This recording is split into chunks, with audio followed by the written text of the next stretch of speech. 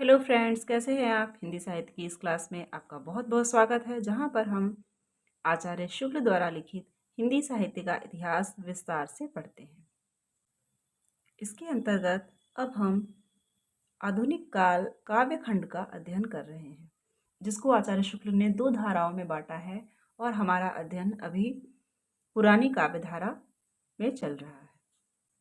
इस पुस्तक के सभी वीडियोस चैनल पर उपलब्ध हैं, आप जाकर देख सकते हैं, अपने नोट्स वगैरह बना सकते हैं और हिंदी साहित्य को समझने में आचार्य शुक्ल के बहुत से कथनों को, जो उन्होंने विभिन्न कवियों लेखकों के विषय में कहे हैं, उनके विषय में आप जान सकते हैं और अपनी तैयारी को बेहतर बना सकते हैं। तो आइए देखते हैं आगे।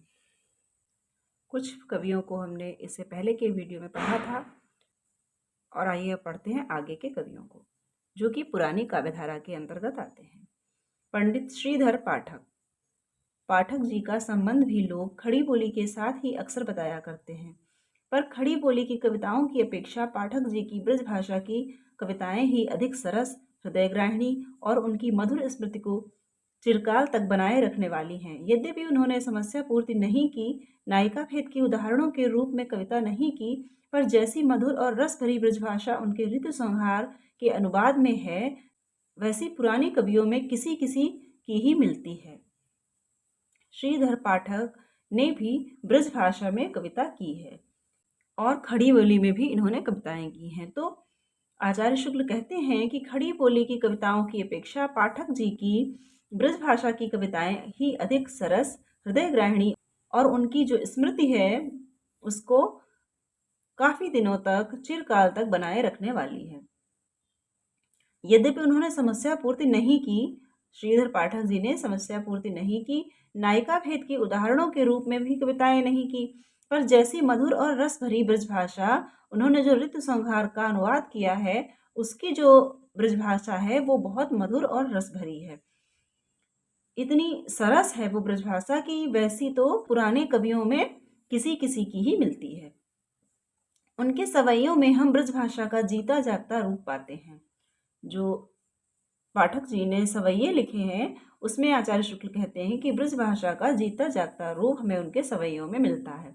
वर्षा ऋतु वर्णन का यह सवैया ही लीजिए।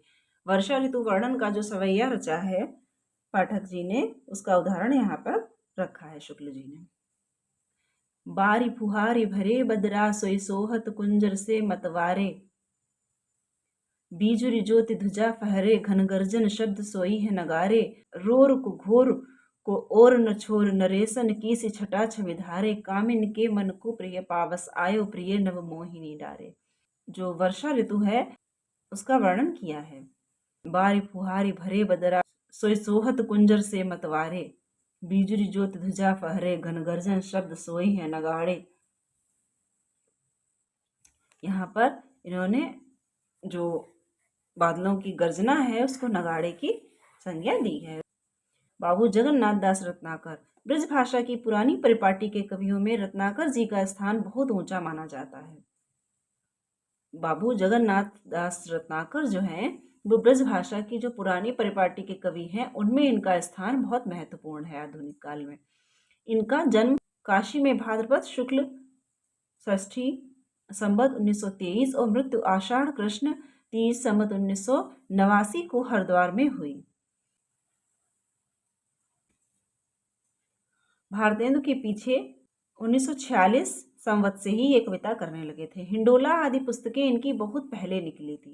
काव्य संबंधिनी एक पत्रिका भी इन्होंने कुछ दिनों तक निकाली थी। इनकी कविता बड़े बड़े पुराने कवियों के टक्कर की होती थी। जो रत्नाकर जी की कविताएं हैं वे बड़े बड़े पुराने जो कवि थे ब्रजभाषा के, उनके टक्कर की होती थी और इन्होंने आधुनिक काल में काफी दिनों तक इन्होंने ब्रजभाषा में ही कविताएं की हैं और इन्होंने एक पत्रिका भी निकाली। पुराने कवियों में भी इनकी सी सूझ और उक्ति वैचित्र्य बहुत कम देखा जाता है। भाषा भी पुराने कवियों की भाषा से चुस्त और गठी हुई होती थी। इनका जो उक्ति वैचित्र्य है और इनकी जो सूझबूझ है वो पुराने कवियों में भी बहुत कम पाई जाती थी। इनकी भाषा जो है पुराने कवियों से चुस्त और गठी हुई होती थी।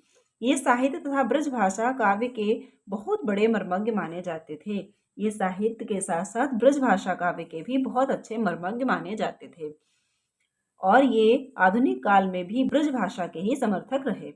इन्होंने हरिश्चंद्र, गंगावतरण और उद्धव शतक नाम के 3 बहुत ही सुंदर प्रबंध काव्य लिखे।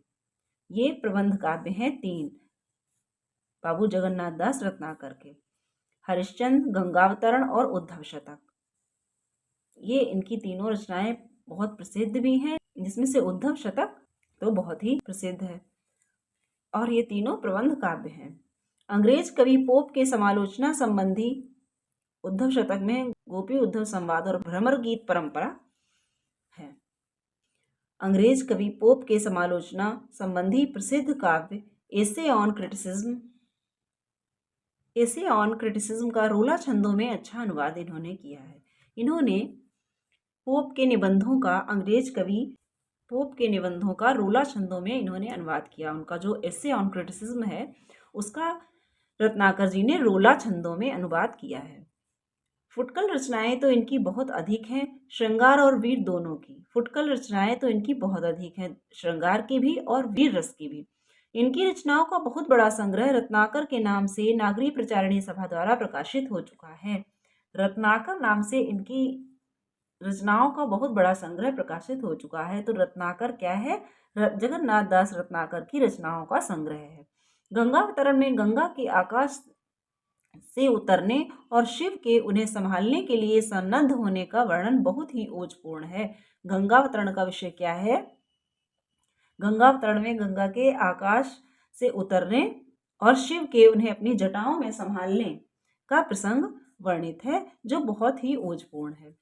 उद्धव शतक की मार्मिकता और रचना कौशल भी अद्वितीय है। उद्धव शतक की मार्मिकता और इसका रचना कौशल भी अद्वितीय है। उसके 2 कवित्त नीचे दिए जाते हैं। उद्धव शतक से यहाँ पर 2 कवित्त आचार्य शुक्ल ने दिए हैं।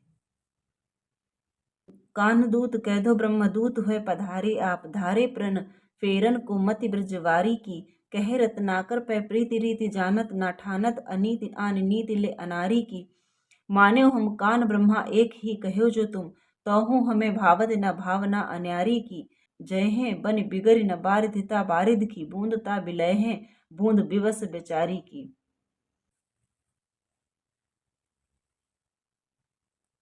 कान्ह दूत कैधो ब्रह्मा दूत हो पधारे, कान्हा के दूत हो या ब्रह्मा के दूत होकर आप पधारे हो। धारे प्रण फेरन को मति ब्रजवारी की, जो ब्रज की ग्वालिनी है उनकी मति को फेरने का, उनका जो प्रण है उसको फेरने के लिए आए हो। धरि राखो ज्ञान गुण गौरव गुमान गोई, गोपिन को आवत न भावत भड़ंग है।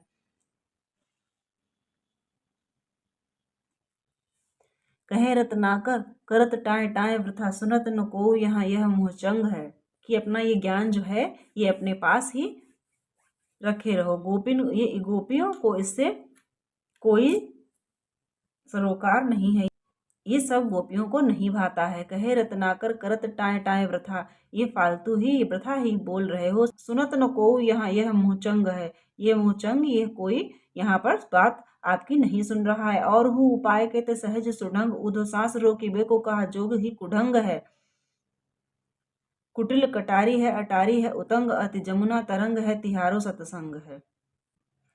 और ही उपाय यहाँ पर कहती हैं, और हूँ उपाय कहते सहज सुढंग उधो, और भी उपाय हैं पर योग करने का सांस रोकिवे को कहा जोग ही कुढंग है। सांस रोक के कौन सा जोग होता है? सांस रोकने जब ईश्वर को भूल के ब्रह्मा से जो लौ लगाने की बोल रहे हो, ये मानो सांस रोकने के लिए कह रहे हो कि कृष्ण को भूल जाने को कहना सांस रोकने के बराबर है। ये तो जोग ही तुम्हारा बेढंगा है।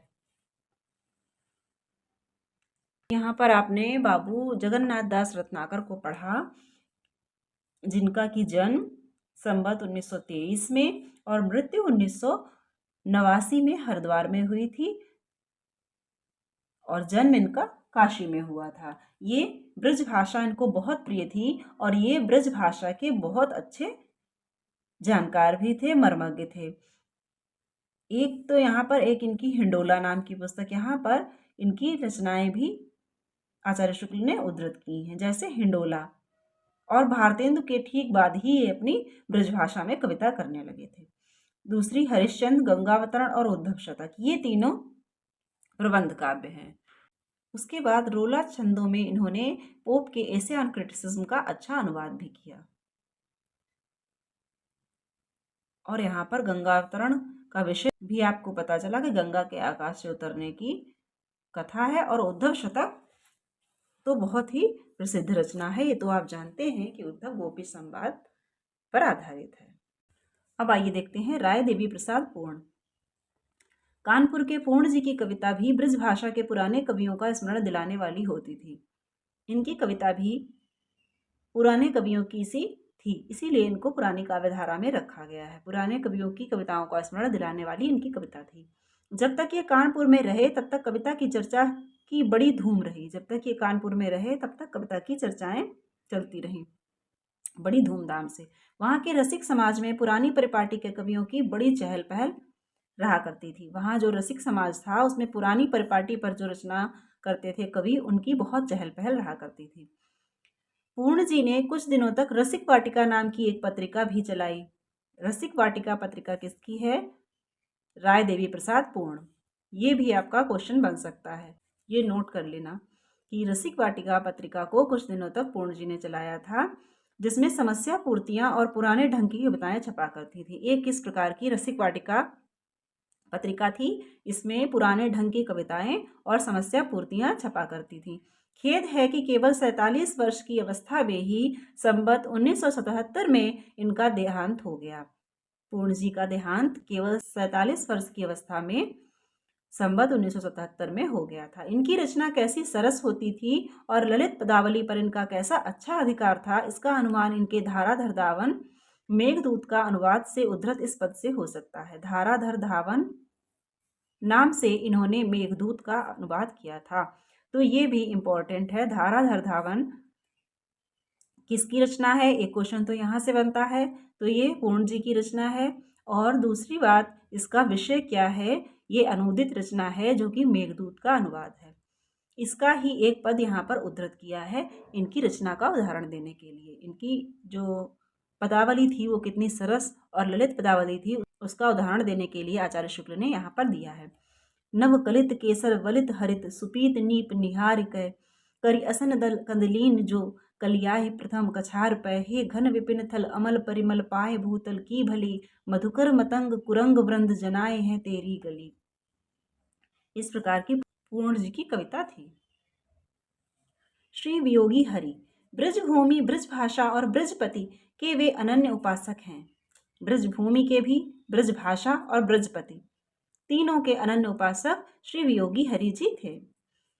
ऐसे प्रेमी रसिक जीव इस रूखे जमाने में कम दिखाई पड़ते हैं। इस प्रकार के रसिक जीव, आचार्य शुक्ल ने इनको कहा है, इस रूखे जमाने में कम दिखाई पड़ते हैं।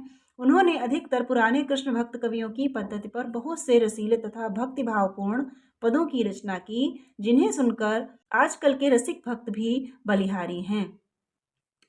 उन्होंने पुराने कृष्ण भक्त जिस प्रकार की रचनाएं करते थे उसी पद्धति पर उन्होंने रचनाएं की हैं। जो पुराने कृष्ण भक्त कवि सूरदास या अष्टछाप के अन्य कवि वो कृष्ण भक्त कवियों में ही आते हैं। वो जिस प्रकार की रचना करते थे जिस पद्धति पर, उसी पद्धति पर रचना करके इन्होंने भक्ति भावपूर्ण तथा रसीले पद बनाए हैं, जिन्हें सुनकर आजकल के जो रसिक भक्त हैं वो भी उस पर बलिहारी जाते हैं, बिना कहे नहीं रह सकते। जिन्हें सुनकर आज कल के भक्त भी बलिहारी हैं, ये बात कहे बिना नहीं रह सकते। इनकी इस प्रकार की रचनाएं प्रेम शतक, प्रेम पथिक, प्रेमांजलि आदि में मिलेंगी। इनकी रचनाओं के संग्रह हैं प्रेम शतक, प्रेम पथिक, प्रेमांजलि। इस प्रकार की इनकी रचनाएं भक्ति भाव से भरी हुई इन तीनों संग्रहों में मिलती हैं। छतरपुर से प्रयाग आने पर राजनीतिक आंदोलनों की भी कुछ हवा इन्हें लगी थी और इन्होंने चरखे की गूंज, चरखा स्तोत्र, असहयोग वीणा ऐसी कुछ रचनाएं भी की थी। चरखे की गूंज, चरखा स्तोत्र और असहयोग वीणा ये राजनीतिक आंदोलनों से प्रभावित इनकी रचनाएं हैं और ये उपर्युक्त रचनाएं इनकी भक्ति भावपूर्ण रचनाएं हैं। ये इम्पॉर्टेंट है वियोगी हरि जी के विषय में, तो इसको आप ध्यान से पढ़िएगा और इनकी रचनाओं को आप अगर नोट्स वगैरह बना रहे हैं तो नोट भी कर लें। पर उनमें इनकी स्थायी मनोवृत्ति ना थी। इस प्रकार की रचनाएं इन्होंने की तो राजनीतिक आंदोलनों से प्रभावित होकर, लेकिन ये इस प्रकार की रचनाओं में इनकी स्थायी मनोवृत्ति न थी, इनका मन स्थायी रूप से नहीं रमता था। ये अवश्य है कि देश के लिए त्याग करने वाले वीरों के प्रति इनके मन में अपार श्रद्धा है। ये सच है कि देश के जो वीर थे उनके प्रति इनके मन में अपार श्रद्धा थी, पर इस प्रकार की रचना करने में इनका मन नहीं लगता था। वियोगी हरि जी ने वीर सतसई नामक एक बड़ा काव्य दोहों में लिखा है। वियोगी हरि जी ने वीर सतसई नामक एक बड़ा काव्य दोहों में लिखा है, जिसमें भारत के प्रसिद्ध वीरों की प्रशस्तियां हैं।